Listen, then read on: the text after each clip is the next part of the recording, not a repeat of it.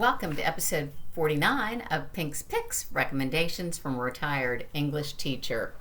Gilead, which means hill of testimony or mound of witness, is the setting, albeit in different states, of today's two picks.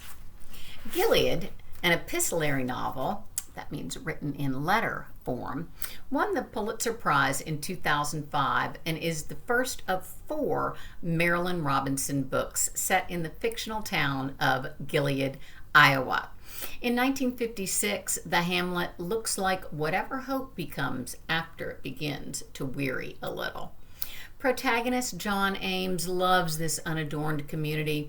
He is a 76-year-old preacher dying of heart failure, writing a letter to his 7-year-old son, telling him things that John believes it is important for his son to know, since John won't be around to teach him.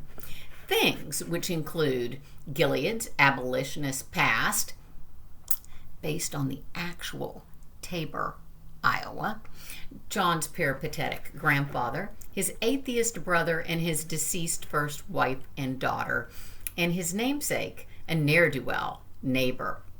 One of William Kent Kruger's 21 books, This Tender Land, is a frame tale.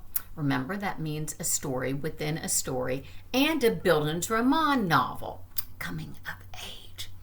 80-year-old Odie O'Banion tells the story of when he escaped from the Lincoln Indian Training School during the summer of 1932 when he was 12.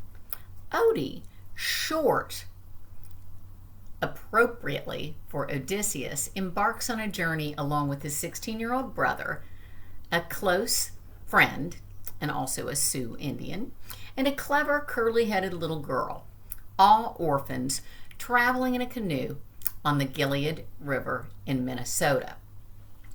Both authors feature precise characterization.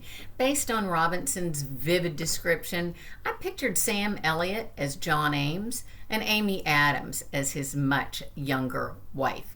With Kruger's writing, I didn't see specific actors in roles as much as I clearly envisioned physiques, mannerisms, facial expressions.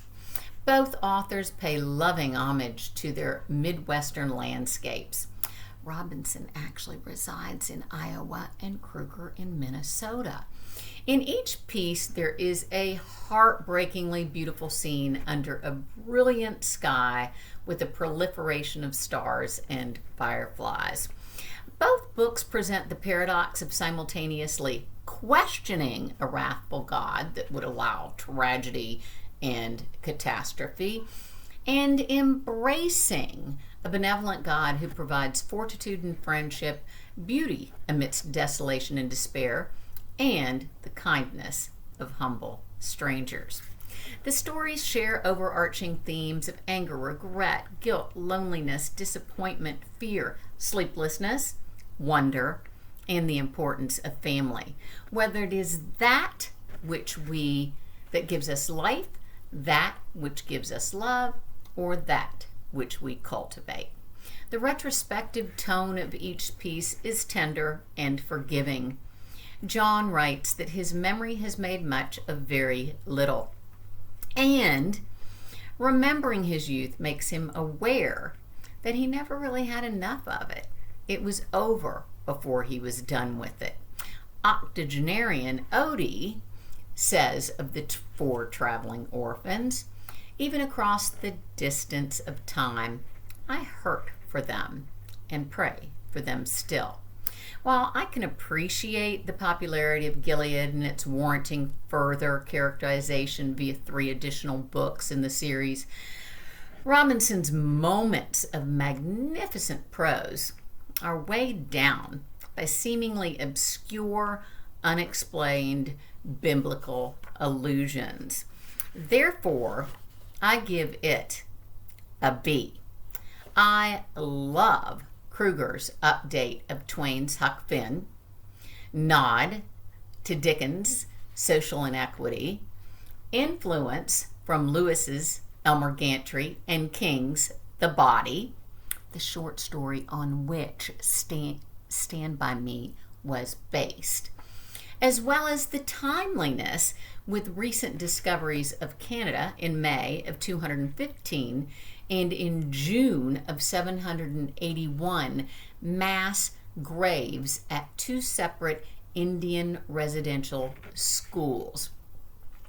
Of this initial setting, which unfortunately displays our continent's soul-crushing treatment of Native Americans, I give This Tender Land an A. Next time, I'll be discussing two very, very powerful women in A Woman of No Importance and The Only Woman in the Room. Until then, stay healthy, have fun, and continue to do your homework. Bye-bye.